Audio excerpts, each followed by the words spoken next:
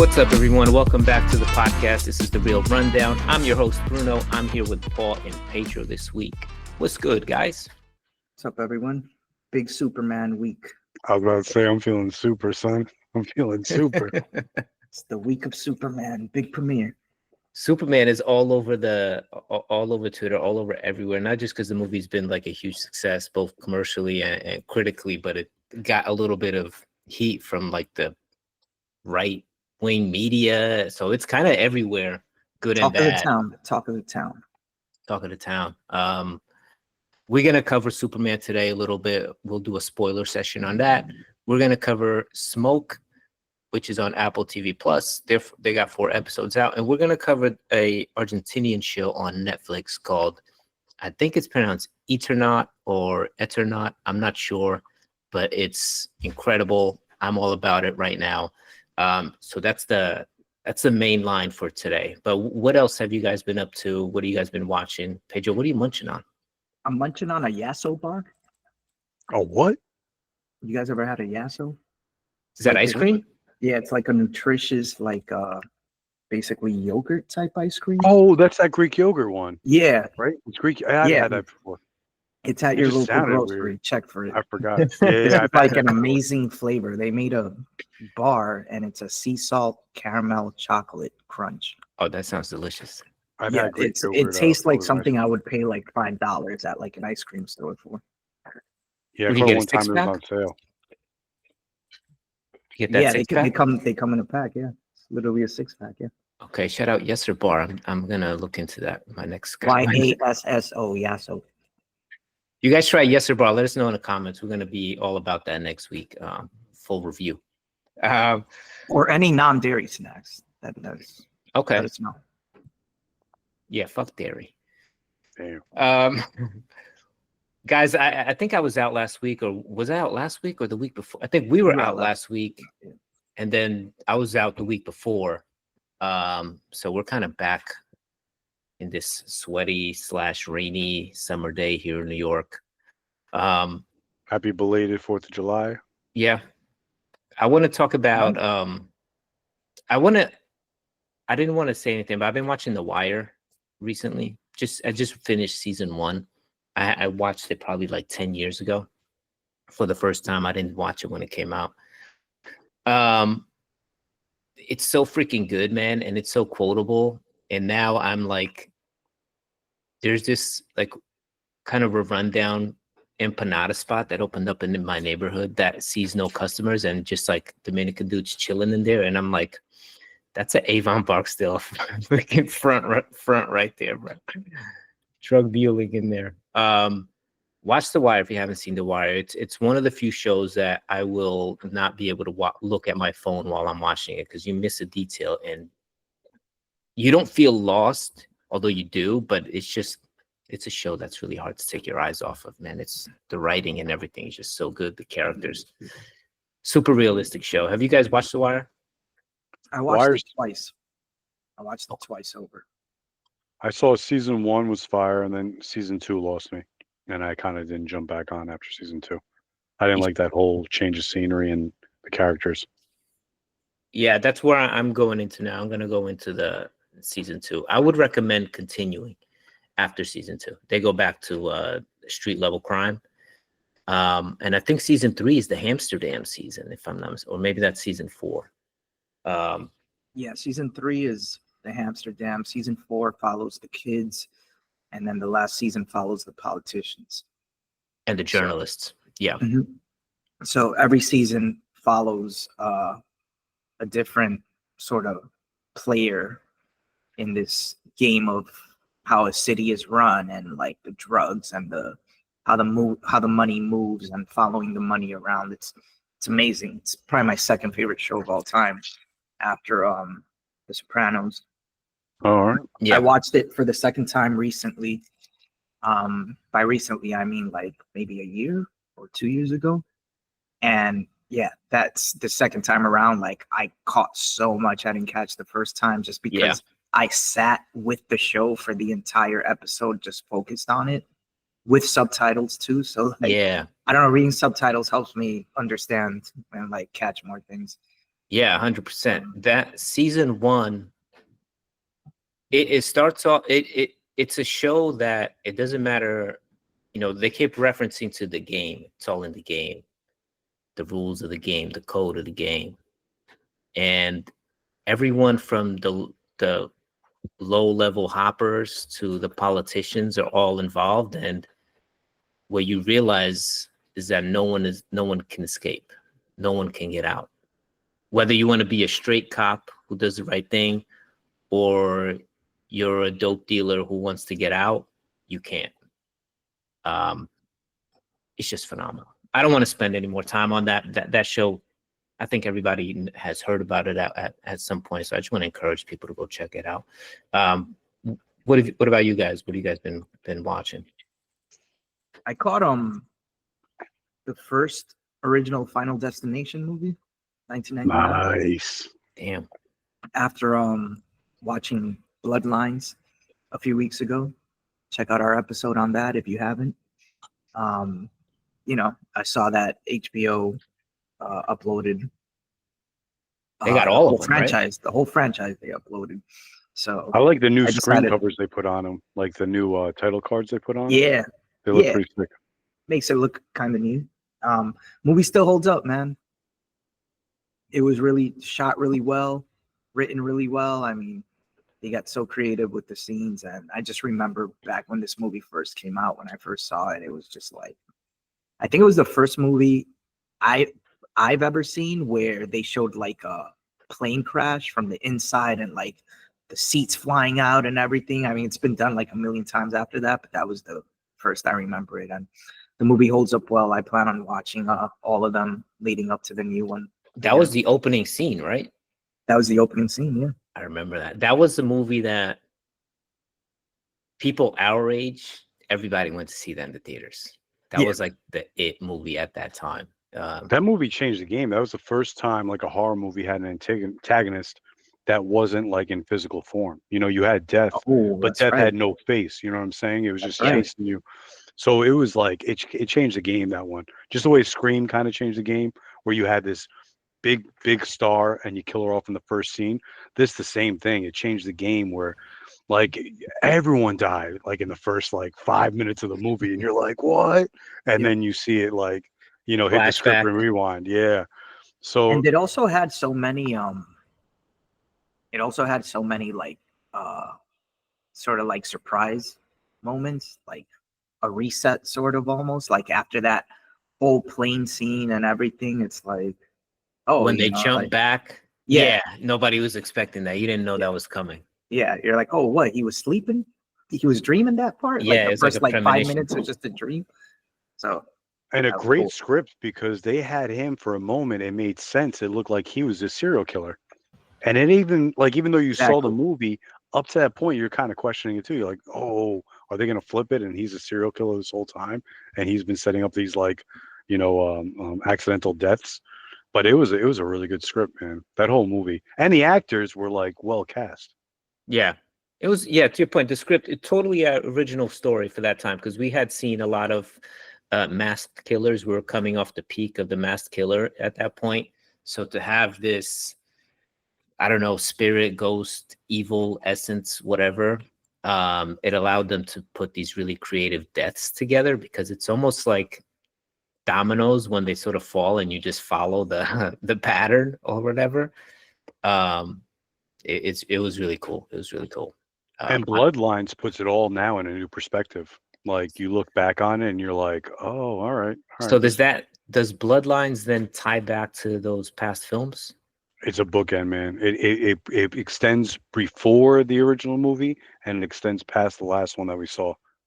And it's like it's definitely a bookend movie.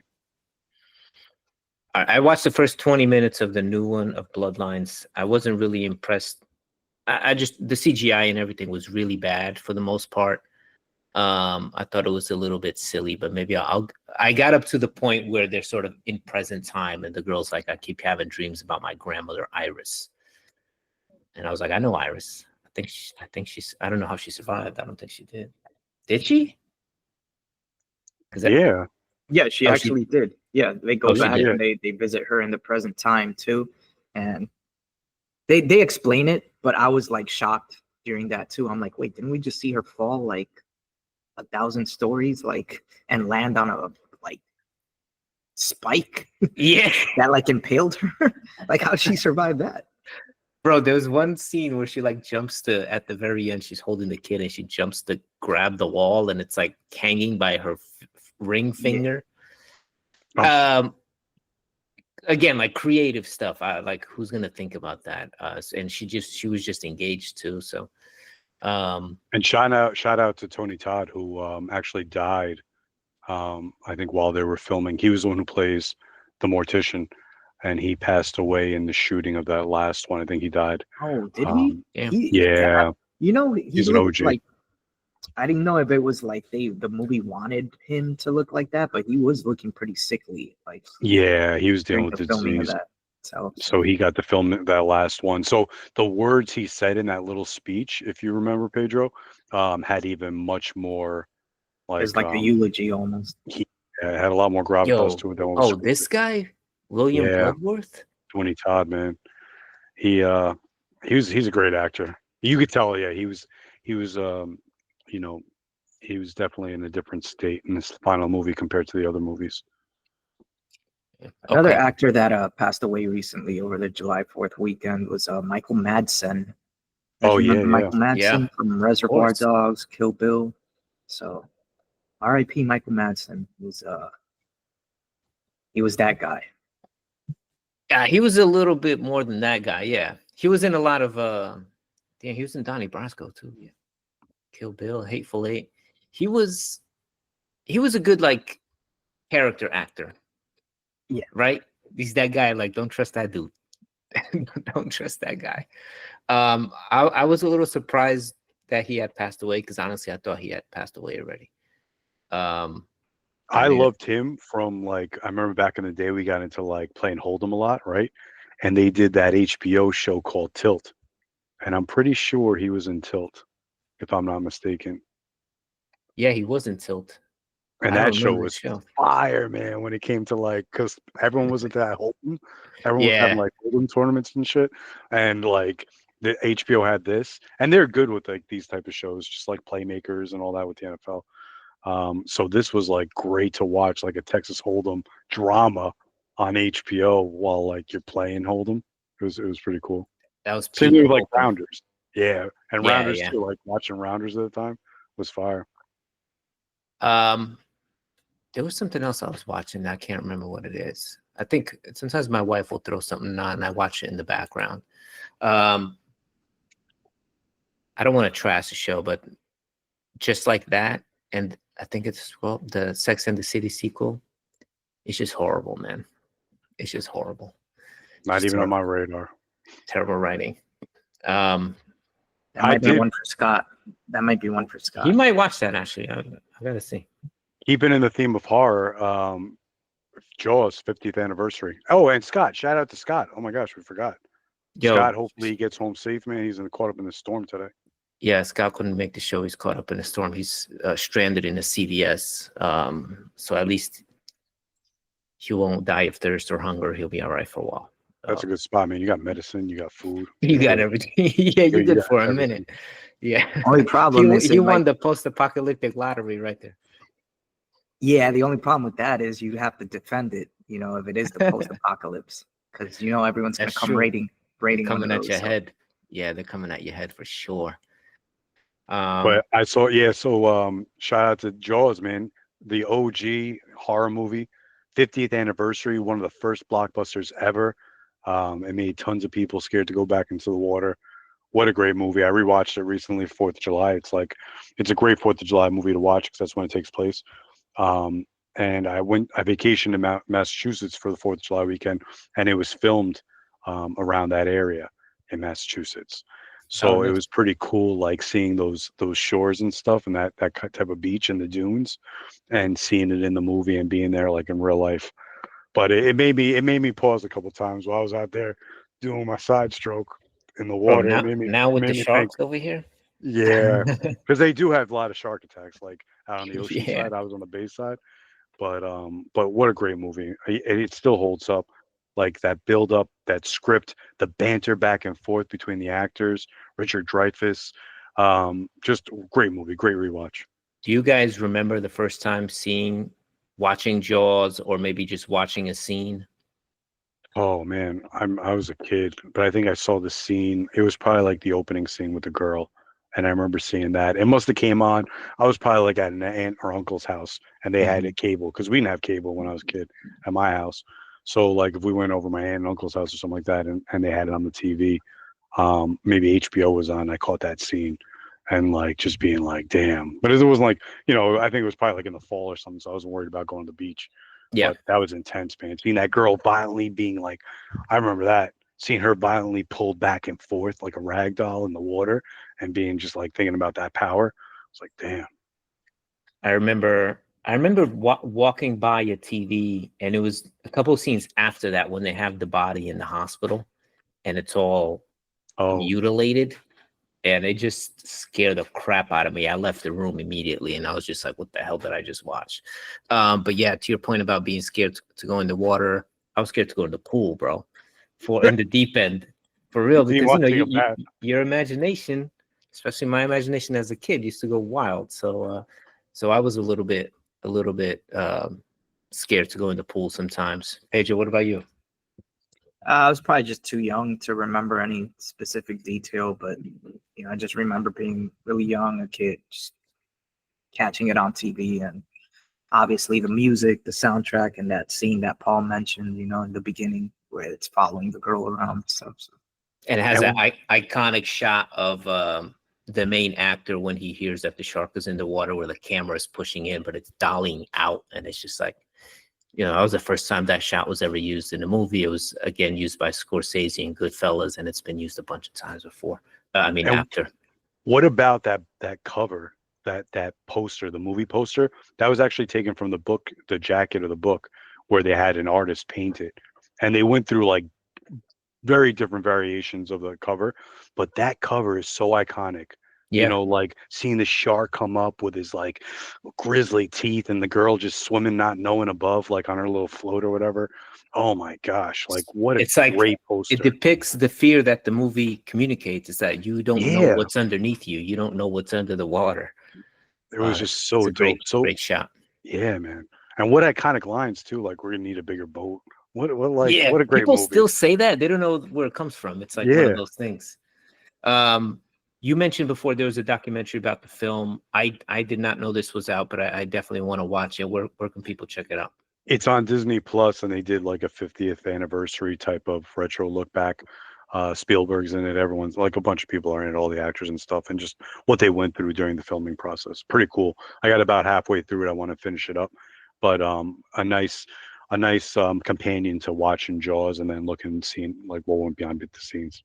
Yeah, go watch Jaws. Check out the documentary. It's summertime. It's the perfect season. One show I would recommend that I am watching with my wife right now, Evil. Just like Evil is really good. It's like, it's intense. You just got to check it out. It was a CBS show. Now I think it's on Netflix. They got all 4 seasons. Okay. Really, really good show. Look out for Evil on CBS. I think it was. Tell us like a line or two, just what it's about, just a quick line drop. 3 people. One's like a tech guy, one's a psychiatrist, and one's a priest, and they go investigate like what the church classifies as like items of interest or whatever, and like people reach out to the church and say, hey, we got this going on, can you come check it out? And they go and they like, but it's like CSI for the church. But it's like, it's got like, sci-fi elements to it. It's got like demonic stuff, but it's cool. Really good show. All right, cool. Let's jump ahead to main topics. Should we start with Superman? Paul showing off for Superman. Paul, obviously, you're a huge Superman fan. I know you were super hyped for the movie. Just like without going too deep into it, just surface level, what was your like a reaction coming out of the cinema? Look, I think no matter what, I was gonna have a great time going to it. It's the first Superman. I'm a big Superman fan, like you said. It's the first Superman movie that's premiered on in the theater since my daughter's been born. So to be able to go and share that with her, like I've seen Man of Steel, I've seen The Donner, but to go to the theater and go see it in IMAX and experience that with my daughter, like one of my favorite characters, and have her see it the first time like that on the big screen was like an amazing experience. So the movie could have been dog poop, and I would have loved it either way. It was just the experience. But I'm so glad that on top of that dope experience, that the movie was phenomenal. Like the movie was great. Yeah.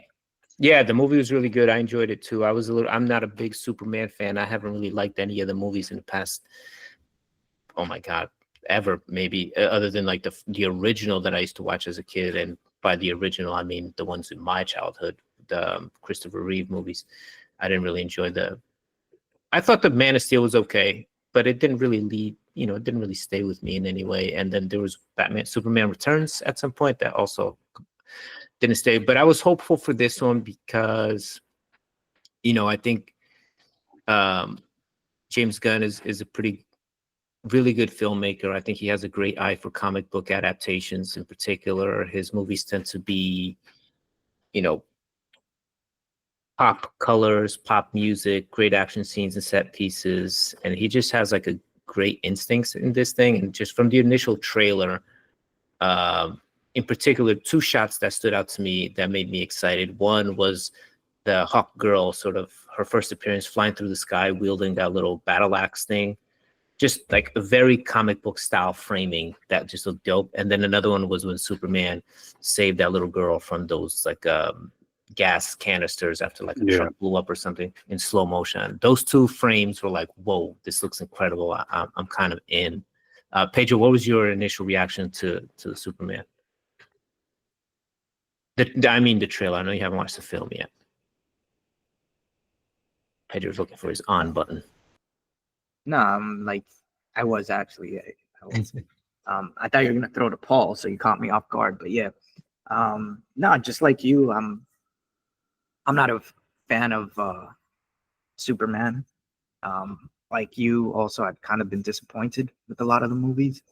The Man of Steel was visually striking, but I didn't really relate to the storyline or anything. And I think the biggest problem with me with the Superman franchise is just how many reboots they keep doing, and just it just doesn't seem like a coherent story arch or universe for me. So I'm not big on it, but they must be doing something right, because this movie is killing it in the box office right now. It's spreading like wildfire. Yeah, they get it right. Paul, we'll go into the details. Is there any place you want to start? I have a couple of notes here, just things that I like that I really liked, and then some things that I think didn't really work. But overall, I certainly enjoyed it.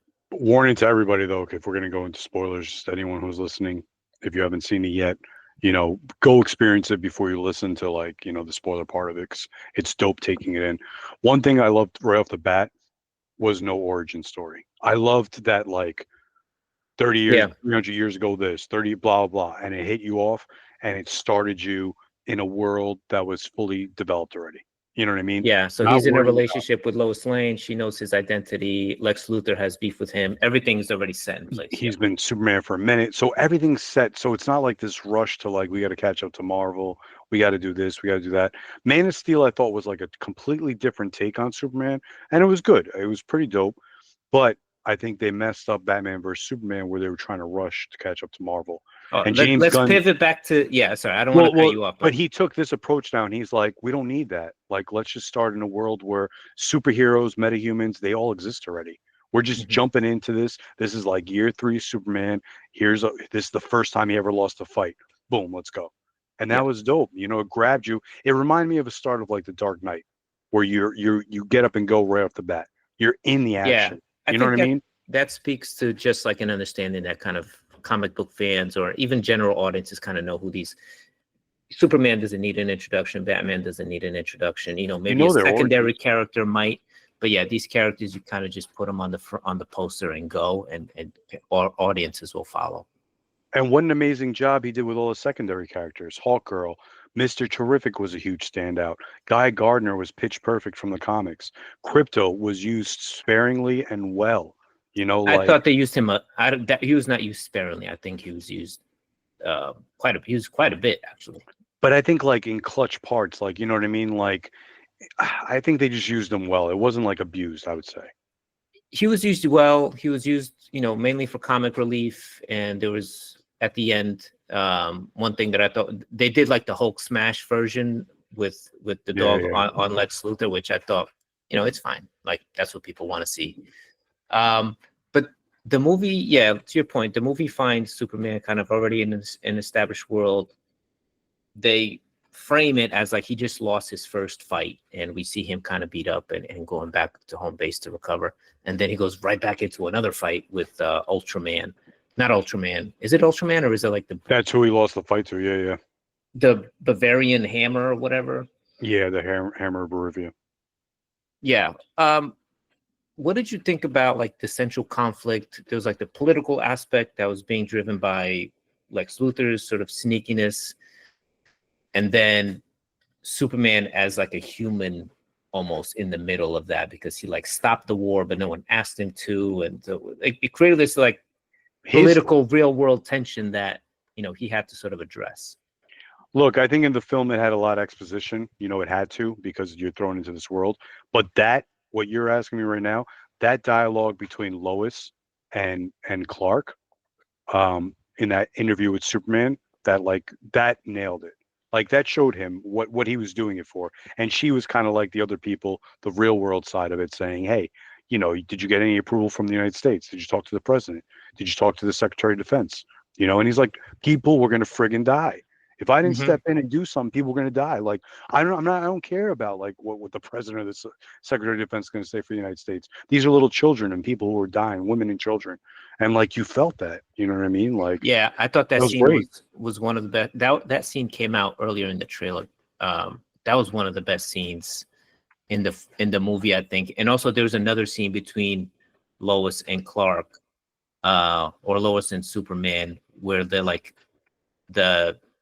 who were the three other superheroes called? Something Gang? Hawkeye, Guy Gardner, and they were like fighting some monster outside, and he's just like having a heart-to-heart with Lois, like not even Dude, minding that. That's a genius of James Gunn, because people were like looking at that scene from the trailer and they were like, yo, what is that? Is that Starro? Is this whatever? They were going back and forth. And it was such a throwaway, like, it was such a throwaway because he didn't go out there and fight them. Like you just see it in the background. What a great scene. So the way these three superheroes, what are they called again? Something Gang? The Justice Gang. Justice Gang. They're like kind of like the alien police. So anytime there's a extraterrestrial being, whatever, they kind of fight it off or defend the city. And Superman is just a separate entity from that kind of. Is that right? They're hired by Maxwell Lord. They're under. That's why they're the Justice Gang. They have Maxwell Lord sponsorship. But that's their role, kind of, right? Yeah, if there's like a big like threat to the city, they come in. Yeah. So they're owned by a corporation. Superman didn't really need to get involved because there's like the police. These guys will take care of that.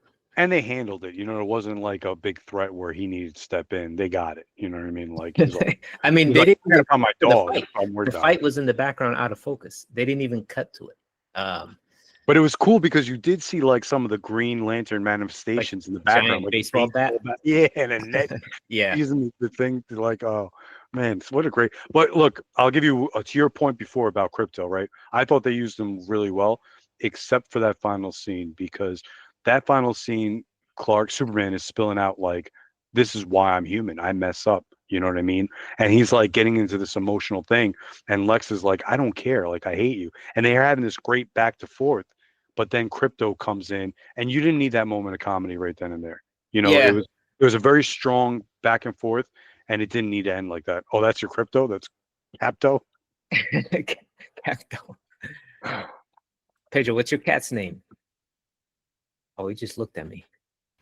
Damn, we got cat eye. We got Mookie joining the pod right now. Oh, Mookie. Quick appearance. And plus, I'm biased too with the dog because I just got a dog like less than a year ago, and he's big, white, like he looks just like Krypto, and he's like makes a mess in that. Like he's just like, I feed him and he growls at me. That's like he'll show me his belly, and I'll go pet him and he'll growl at me. Like he's just a weird dog. But it's funny because you see that with Superman and Krypto. Yes, that's kind of Krypto's thing. He's also like super strong, right? I love Krypto in the movie. I love that dog. Every scene he was in, I was like smiling. But they did use him as a moment to sort of break tension with some levity. There's that scene that you're talking about. There's also the scene. This was my least favorite scene in the movie, where they are in like that black hole mini planet, and they're trying to escape through like the Proton River while he's saving a baby and fighting off, and it's just like a CGI mess. Yeah. And then Krypto comes in when like Superman's about to get sucked into a black hole, and instead of saving him, he licks his face, or he licks somebody's face, and it just sort of takes all the tension out of it, and you realize actually everybody's always going to be safe, and this is just a funny thing. I did like Krypto at the end when he, was smashing the Lex's cameras or the drones. Yeah. But again, he did that a couple of scenes earlier, so it kind of lost impact for me. Let me just so Superman as a character, he's getting a lot of the thing I hear is like he gets beat up a lot. He's not like a strong presence. And I was thinking, he's like a guy that listens to like punk music, but like the wrong kind of punk music. Lois makes fun of him because she's like, you only listen to the commercial stuff.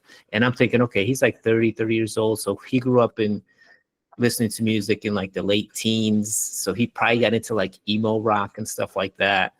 And maybe that some of that is in his character, but I feel like when he visits his parents, you kind of see, the thing is, in the movie, his intentions are called into question, and he's driven by good and serving man and being the best version of that he can be, and just being a good person. That's Superman as a whole. So when that is questioned in the movie, he returns home, to sort of get that clarity again, and get his confidence back. That was a really. But not only that, he was getting both external and internal. Questioning his identity, because externally it was the media, because you knew Lex, you found out later on Lex set that all up. He was like, not only did he set up this whole thing about like with Superman and his parents, but he also set up like he had those monkeys, like troll monkeys, you know what I mean? But also finding out the real message from his parents. So he had this big internal and external, which set up beautifully the next scene with him talking to his father. And his father saying, the message that you believed in tells you more about yourself than the message that your parents left you. And that was huge. That was a beautiful setup. Yeah. And it's Mighty Crabjoys. That's what he was listening to. Right, but Mighty Crabjoys. The score of this movie was a lot of original score mixed in with the old school Superman theme. But like the needle drop that he did for Mr. Terrific was off the hook. That's the best one in the movie. I have that here as probably my favorite scene. The fight scene and the needle drop there. That was a great sequence.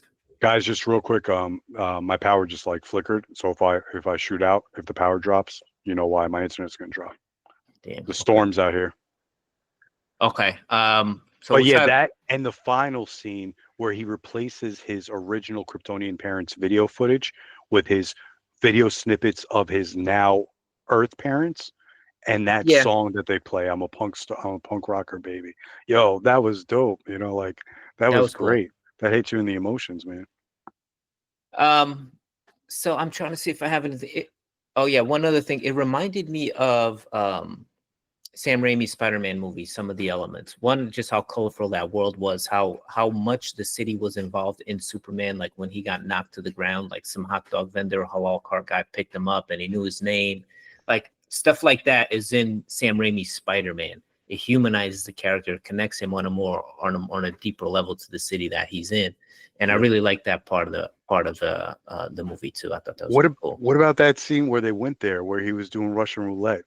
I didn't expect that, but I love that. I love that, dude. And that was the very same guy that you're talking about. And again, you're right, because like you watch these big blockbuster movies like Marvel, where they do the Avengers or even the Man of Steel, and it's like you lose the focus when it's like you're saving mass millions, right? Because there's no one face to associate to. And like I thought they did that beautifully here. Like it was great pulling that guy in. He knew the guy's name. He bought a falafel. Like back in the day, he remembered his name. He saves a squirrel. You know what I'm saying? Like Like he tries to save this stupid dog that's about to get stepped on by the kaiju, and the stupid dog won't get out of the way. He just starts barking at him, so he blows him out with his super breath. Yeah. Like great moments, man. Like just you know, like I could go all day. So my final like big thing about this is I love Superman. I'm so glad now that there's like, and I liked Man of Steel. I liked Superman Returns. It has its good points, bad points. I loved all these movies, like to a certain degree. I don't need assurance from the public saying like, oh, this is a good movie. Like I know what I like and I don't like, but it's so dope that something that you love is now being adored again after so many years of like hate. You know what I'm saying? So that's a cool like flip on it. I like and that it's the starting point of this new yeah, and so. it's on a good foot, no questioning about like he snapped the guy's neck. So like what kind of Superman are we talking about? And all this polarity to it. The only thing that came out of this was kind of like fake news about the immigration thing. Like whatever. It's not like a main hot point about the actual movie itself. So the movie itself, great starting point. Like so But happy. That is the topic of the movie though, because Lex Luthor's whole point is this guy's not from here. He's actually here to kill us. And like, is no one gonna sort of, control this guy? So his whole thing is he needs to get authorization from the US government to detain him. And he does detain him. He pretty much makes him disappear. So what he was saying about immigrants, I don't know what the question or what prompted James Gunn to say that, but that's definitely in the movie. I think he was prompted, but I think he was like, if you looked at that whole interview, I think he was like kind of coaxed into that, giving that kind of like a response to it. But look, Siegel and Schuster, the writers of we talked about this off pod, but like they were the writers of Superman originally, right? They came from Jewish immigrants that came to this country to flee persecution. So there's always going to be, they wrote what they knew. So Superman's always that allegory about like the Jewish people running away or like trying to flee persecution. So you're going to have that embedded in the Superman story, no matter what generation you're talking about. Now it just happens to be immigration's a hot topic, but it's been embedded in Superman. He's always been this alien, illegal immigrant coming to the United States. You know what I'm saying? Like he's always an been, alien. But I think, he's always been that character. It's never really been an issue. But the thing now is that Gunn put it into the movie directly.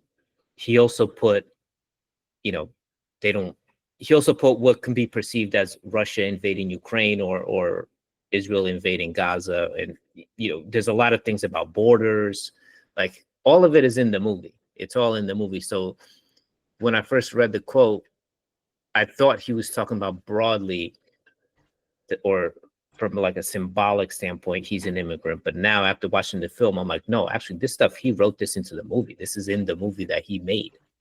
And again, like these are themes, these are central ideas. They're not what's driving, people to the cinemas, but they're there.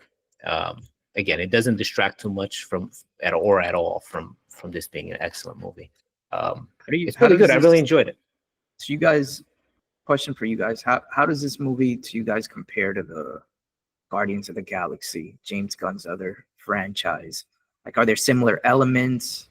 Yeah. So I think what I was saying before is like the needle drops are there, the color palette is there, some of the humor, but not as much is there, and then just like the quirky animals that like you have Krypto, you have that green baby, and then in the other one you have Rocket and like these other little creatures. So like there's definitely some overlap. James Gunn is great at taking like these like not so well known characters like Metamorpho and giving them like a lot of texture and a lot of background. And he's great at casting too. That's the other thing too. Like and all his Metamorpho is a great cast. That's the homie from Barry with no eyebrows. And and Mr. Terrific, man, this guy got justice because he was an X-Men First Class and he was like a black superhero and they killed him off in the first movie right off the bat. And in this, they gave him his due justice, man. Like he stole the show. Every scene he was in, he was great. He had that great banter. Like, well, he came out on like when he first came out, I was like, oh God, no. This dude came out in like some invisible gamer chair, and I was like, this is the corniest shit I've ever seen. Then he redeemed himself because you never saw that gamer chair again. they also put him in charge of like explaining shit. Like, what does the black hole do? What does the scientific thing do? Like solving science problems. Just, but he was, to your point, he was hilarious. His reactions to what was happening around him. He always had a good one-liner, and he was the nice, pleasant surprise of the film. He was good. He was great. I'm a Superman fan and all that, and I love the movie, but it definitely is not a perfect movie. Like, it does have some flaws. Like, exposition is a big one, but unfortunately, the way it's set up, like being thrown into this world, you kind of need it. But like at a certain point too, it gets like a little overwhelming, like where things have to be constantly explained. Some people hated the whole thing. Like, they were questioning why Lex Luthor couldn't have some kind of like AI like Jarvis, like Tony Stark had when he was using the Hammer of Bravia to fight Superman. Why did he have to call out moves like A1? I mean, C5? like that's a silly nitpick. Like, but to me, he did that on purpose because he couldn't physically fight him. But it looked like to him, he was beating Superman's ass because he was the one directing the commands. It wasn't AI calling the shots. It was him physically beating his ass because he knew him so well. So like little like tidbits like that, man, I liked. You know, like I'm gonna see it again. Actually, I might go tonight or tomorrow night, but I'm gonna see it again. Like definitely gonna see it. Yeah, go watch Superman. It's a fun movie. I went with my wife. She enjoyed it as well. 2 post-credit scenes. The first one is just like a cute thing, and the second one is kind of dumb. It's just stupid comedy or whatever. You don't need to stay for either one of them. I think the actual post-credit scene that they should have tagged was the one involving, spoiler alert, Supergirl. But they put that right in the movie. So I wish they didn't put that in the movie. I wish they didn't do any of these post-credit scenes, but they did that one in the movie, which it always takes me out of the movie because it's like, oh, here's a commercial for something that we're gonna do later. No, but it brought back to him explaining to Lois, like, she's like, you have a dog? And he's like, nah, it's more like a foster situation. And then this is the callback to that. Like, she comes in, she grabs a dog, and she's like, later, bitch. Yeah, but that line that it's a foster situation, that itself was written just so you can introduce Supergirl. Yeah. But it's like something that he's definitely going to do. So it's not. I like post-credit scenes. Like, they don't always have to lead to stuff, but I like the intention behind them, where you have to stay and watch the credits of the actual people who made the film. It makes you look at their names in the credit scroll. You know what I mean? To give them some kind of credence. Yeah. So I don't mind. I like the idea of it. It doesn't need to be leading into the next movie. It could be whatever it could be. According to the Hollywood Reporter, Supergirl and Clayface will hit theaters over the next year. Yeah. So and Clayface is Mike Flanagan, man, which is going to be fucking crazy. He's such a good horror guy. We'll end it there. I'm excited for Clayface as well. We're going to cover Eternaut. I don't know I'm butchering that name. And Smoke. Where do you guys want to start? Let's start with Smoke. You guys talked about episode 4 now. Episode 4. You guys talked about this last week. This is an Apple TV Plus series. Yes. And we left off last week. They had dropped the first 2 episodes as the show premiere, and boy, what a ending to episode 2 with the big reveal about who the second arsonist is. Yeah, the show kind of changed at that point. Just zooming out a bit, Pedro, how are you feeling about the show just generally? I'm feeling much better. To me, it's getting better episode by episode.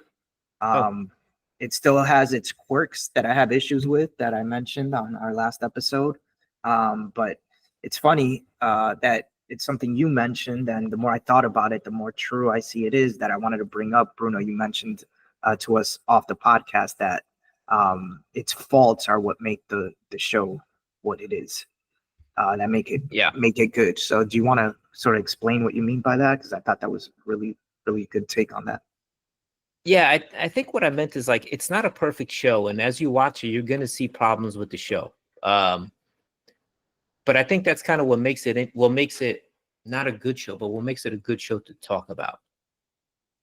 For example, one of the things that I noticed that kind of annoyed me was, like, every time they want to portray someone as belligerent and alcoholic, they're like holding a bottle, or they're on a corner just like sipping liquor straight from a bottle.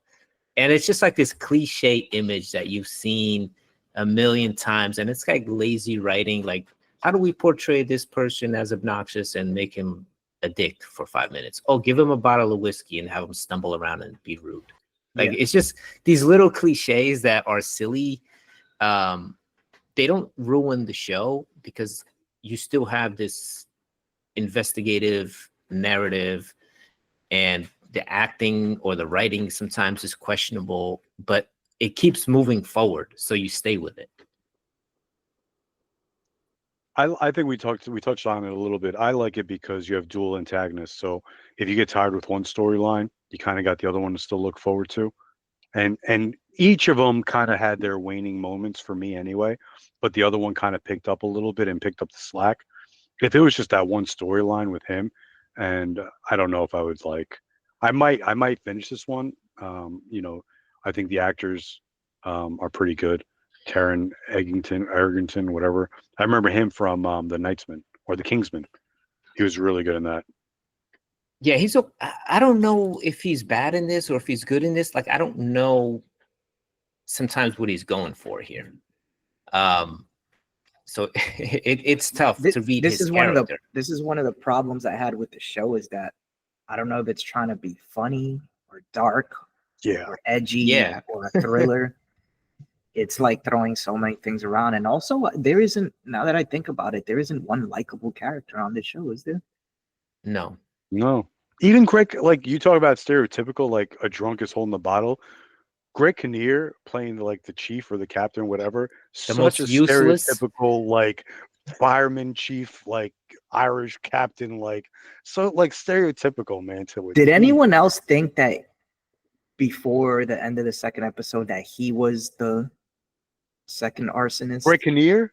Yeah, that's who I thought it was. That's who I thought it was gonna be, because they kept like going to him and like he kept like brushing people off and being an asshole to people. Nah, I never. You didn't think that would have been a good twist right there? No, but it was an even bigger twist that it was, the main character was or one of the two main characters is the person. Is the main, yeah. And then you have this other dude who works at Coop's Fried Chicken, who's the other arsonist. I cannot stand this dude, man. First of all, you don't like him, Freddie? No, you can't understand anything he says. I just want to say either I just get so frustrated watching this guy because I gotta cook the chicken. Yeah, what?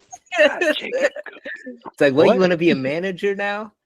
Or you're talking about subtitles before, Pedro? This is funny because it's it's funny because I mentioned, and I still stick to it, that he was his story is my favorite part of the show. I like the glimpse into his life and everything. Yeah, it was, but now it's getting a little crazy. Like, is he like? I'm really rooting for this guy to become manager. I'll tell you, for me, what's gonna and he might have a chance because they called him in for a second interview. No, they didn't. You saw his phone; he was lying. Oh, yeah. What's gonna make it or break it for me now is this new character, Ezra. It's played by John Leguizamo, and he is either gonna add he's Esposito. He's either gonna fucking blow it full to comedy, or he's gonna bring it back. Yeah, they've been teasing him for all 4 episodes. His name is at the start of the show's credits, and he still hasn't showed face, but at least they're mentioning him, and it's gonna be him because it's like a Hispanic sounding name, and it is. I'm looking at the credits now. He plays Esposito, Dave's former partner. And there's only 9 episodes, so hopefully he'll be in for half the show. I can't stand the stepson. That kid's not a great actor, and he's just annoying. Luke or Emmett, whatever that kid's name is. Yeah, they introduced him. They put I feel like Dave Goodson, the main character, Egerton's character, he just became a different character over these last few episodes. Yeah, right? He just totally changed. Now he's this awkward, insecure, dude who doesn't know how to say anything to people. Sometimes it's just making these weird expressions on his face. Before his book was kind of. Sorry, Pedro. No, he's going through some character regression, which is funny because when they show him narrating and reading his book, excerpts from his book, that's what he sounds like in the book, but not on the show. And now it's kind of he's becoming that character. And even the book, man, it started off with like, oh, the book's pretty good. He just needs a little guidance. This might be a bestseller. Now the good book is garbage. He's a hack. Book is What the heck trash. is happening to all these people, man? Even his Everything's own like changing. wife is like And shitting what on him. is what is the relationship dynamic with him and is that the wife? I'm assuming it's the wife, and that's her son from a. That's her from son another- from a I don't know if separate that's- marriage. yeah, but from a- they're not married. Oh, it is his wife. On Is the it? character sheet, she's Ashley Gutson, and he's Dave Gutson. So they're married. And that's They the are stepson. married. It's the what makes it weird is his relationship with the kid. But why that, they act like- like strangers? Yeah. Him and the wife act like they just Again, moved this in is- together. Again, Yo, It's- Pedro, I couldn't put my finger on it, but you nailed it. There's not one likable character that you're rooting for in this whole damn Nobody. show. Maybe- Nobody. the maybe most all the likable one characters to are- me is It's What's his gonna name? be John Leguizamo off the Brown top Chicken rope. guy. Not one, man. You're right. I don't like any of these people. Um, I'm not another rooting for anybody. So one character I really hate is the Coop Chicken coworker. This oh, that guy's the worst. like, bro. guy with Who? blonde hair that's like he's The like long in hair. shape. He looks like he could be like an actor, like a stunt double somewhere. But why The is this chicken guy? coop guy. Yeah, why is he working at a chicken coop? And why is loving he it, like he loves his job? He's telling the other guy like, "Don't go for manager. You know, that's not for us." Or like other people are like, "Dude, you look like a regular successful dude." Right? But he had a good arc too, because he came back around on him and he was like, look, I'm sorry. I was just like, I was kind of envious of what you were doing because I don't have that. He came back around. He had a good arc. He just doesn't fit. Yeah, I don't know. in He that. doesn't. He doesn't fit in this. He was the only redeemable one, man, out of all of them. Nah, I know who he you're talking was about an now. asshole. Yeah, he was an asshole at first, but then he came back and he was like, yo, he had lunch with him or dinner with him, whatever. And he was like, They had lunch. my bad. You know, like I shouldn't have said that. Yeah, just and then like, the guy's envious. like, and then the guy lies about the second interview. So I don't even know where this relationship stands. Did But, he lie or we just misheard him? Yeah, I got the second. He lied because like he says, I just got an email for the second interview, and then it shows him refreshing like the empty mailbox. Not one single email in that inbox, actually. Yeah. I was also thinking, like, are arsonists out there like that? Like, That is to me the most intriguing part of the like just it's what made me want to watch the show is that this is like a whole world of crime that isn't really talked about, you know? Like they have a whole, you know, what is it, arson investigation unit? Like you wouldn't they think though? there's like a like Well, he's- they had well that. that's where stat they in the beginning of the show. that's where he works and you know, That in the stat in last the beginning of episode the you see show- him training like the new trainees and everything. It's Yeah, like yeah. you don't think like, you know, there's a whole department of like the FBI or whatever, like, you know, that's But just yeah, like focuses on this stuff. 90% of them are just like insurance based. You know what I mean? Like the other one, like whatever, True. 95%. The other 5% is where you get like, you know, that people that don't have control that want to gain control and they start these fires. I mean, to have when's the last time you heard of an like of an Serial arsonist, arsonist, a let alone serial two arsonist. in one city?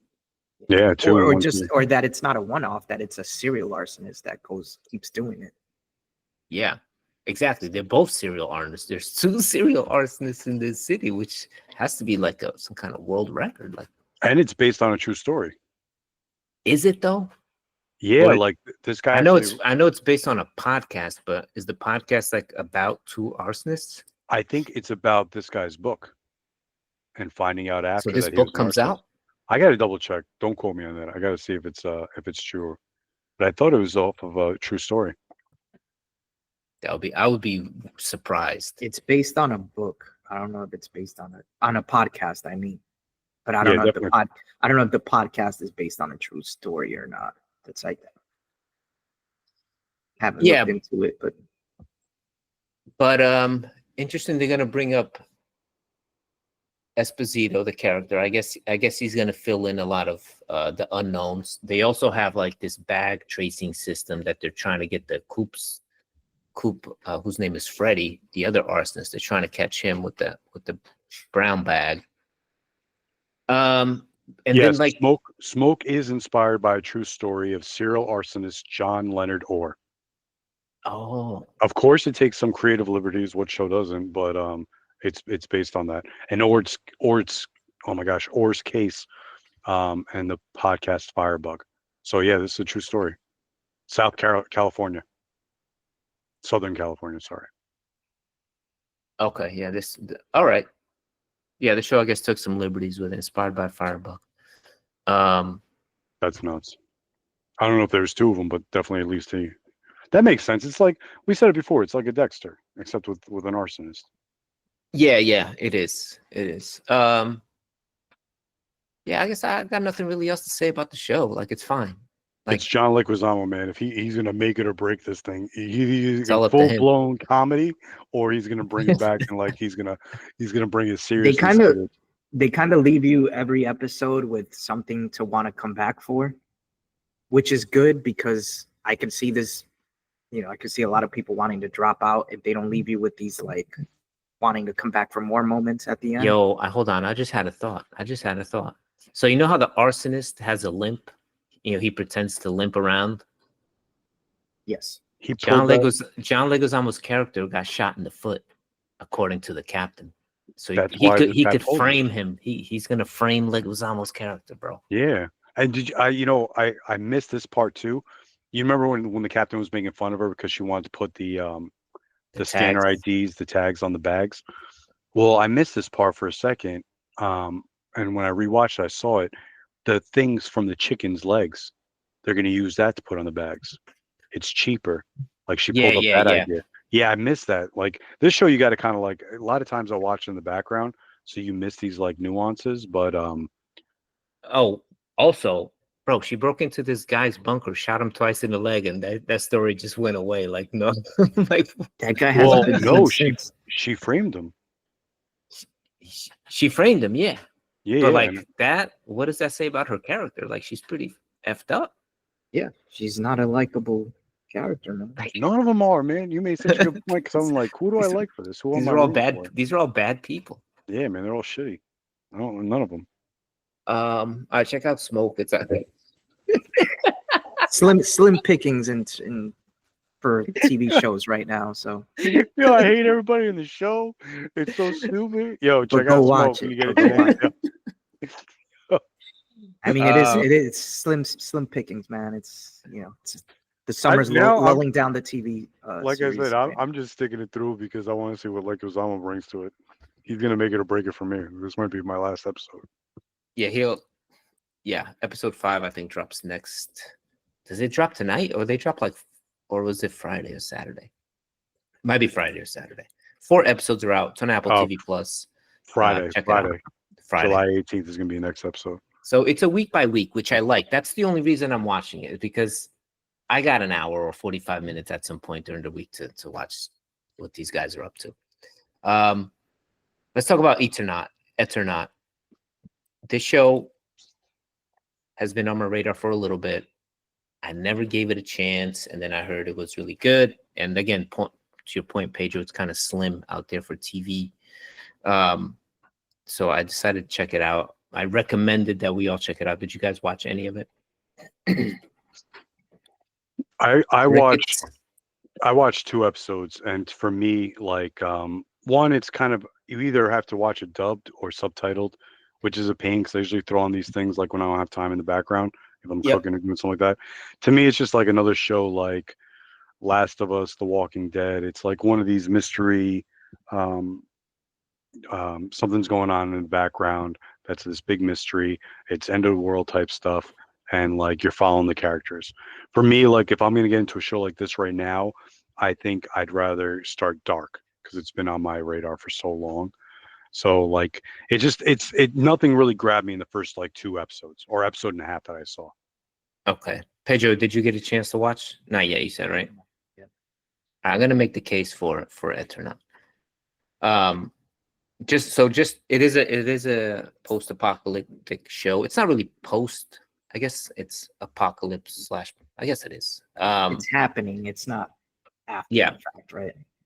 Yeah, the show opens with 4 lifelong friends meeting up at one of their places to have a card game, drink some whiskey, and just hang out. Suddenly, in the middle of the night, it starts snowing. Like a snowstorm just hits Buenos Aires in the middle of the night. something in the atmosphere and in the snow just kills everybody. So people, if you're outside, you're dead. So hundreds of thousands of people just die immediately. But we stay with the characters. I think the main character, not the main character, the owner of the house, he, people start getting paranoid. People start questioning other motives. The themes are tribalism, paranoia, isolationism, things like that we're used to. What I loved about the show is the pacing. I think I talked about like authorship and a sense of like vision, kind of like the way James Gunn directs these comic book movies.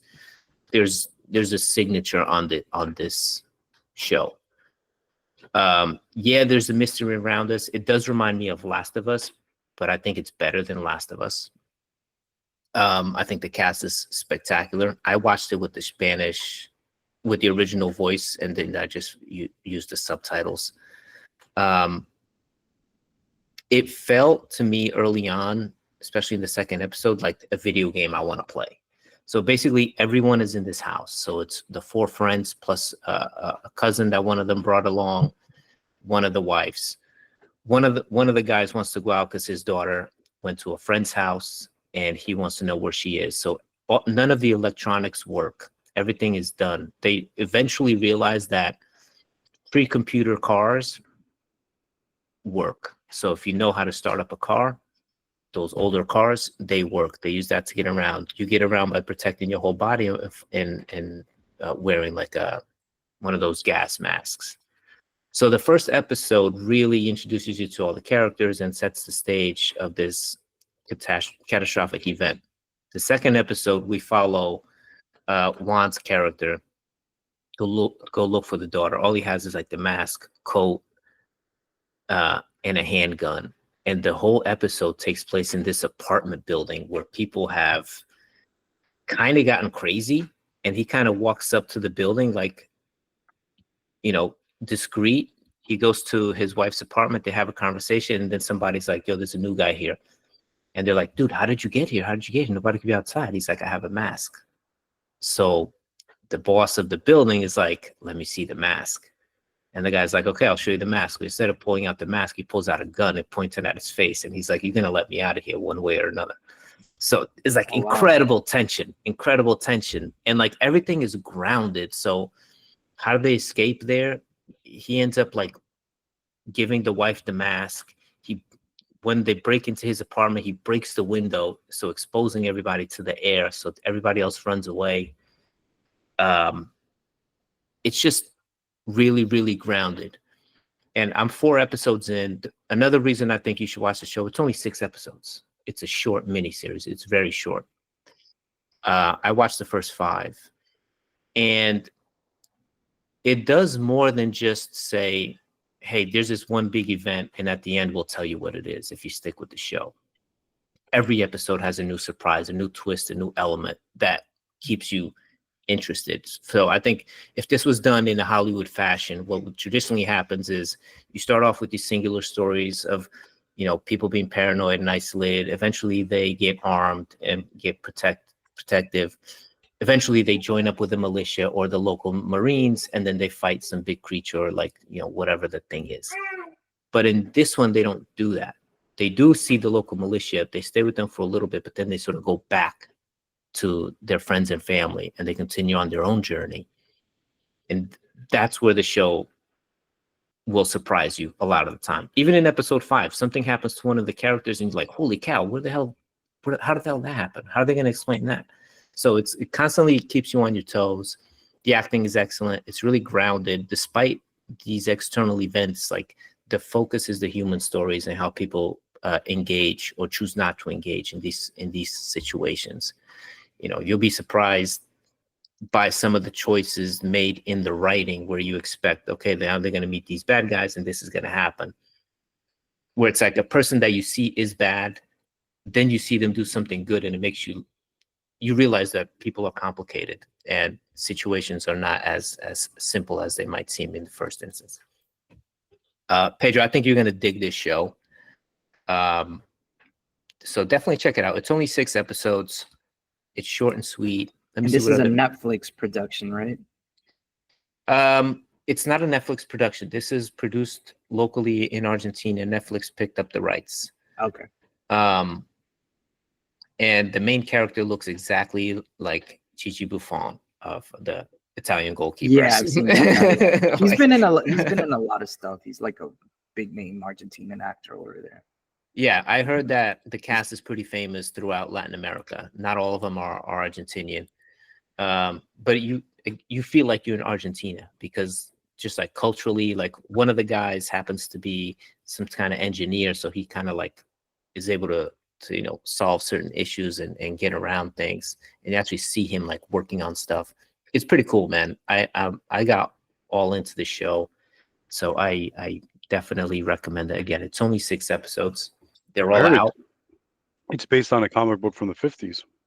Yeah, apparently, like this comic book is huge, and it's really, really important to Argentinian culture, and the IP that is. So, and the way it's written, Paul, I don't know if you see, like they've written like a bunch of books and spin-off stories. I don't know if they're going to do that with this show, where they're going to take it, or if, I don't know if there's another season.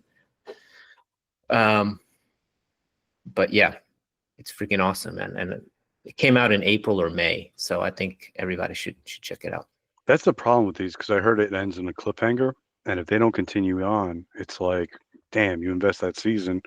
Netflix does that with a couple of shows, and it's like, and if you don't grab that, yeah, it's a big bummer. Yeah, I don't know how it ends. What I'm gonna watch it tonight, and then I'll read on it, see if they renewed for a second season, or if there's any interest in doing a second season. I would watch it again, and I love the 6-episode arc. Like, that's like a nice little dish that you don't get to, it's not a lot of wasted scenes in here, or if any, it just goes straight to it. Yeah, I'm a big fan of miniseries. Yeah. So check out Eternaut. It's on Netflix, 6 episodes. I would say watch it with the subtitles. That way, I think that's always the most authentic way to watch these shows, I think. But because, then you have to rely on like the outsourced voiceover to carry it. But that's it. Next week, we're going to talk about, what was it, Paul? The poop wreck? Oh, train wreck, the poop cruise or something like that. It's on Netflix. Okay, it's a whole series. Yeah, I saw one of them. The next one's coming out in July. It's about the boy in the balloon. The movie? No, it's like it's train wreck. It's a continuation of the series, but it's about a boy in a balloon. It was like you got to see the trailer. It was like this whole thing where this father tried to make a balloon and it got lifted up and there was a kid inside of it. Oh, I remember that. Yeah. So this was about the cruise, the Carnival cruise that got the fire, the engine caught on fire or something. Yeah, and the ship got stuck in the middle of the ocean. Yeah. Okay, maybe we'll do poop cruise and something else. But that's it. We'll leave it there, guys. Thanks for joining. Like, subscribe, and we'll see you next week. Peace. Scott, get home safe.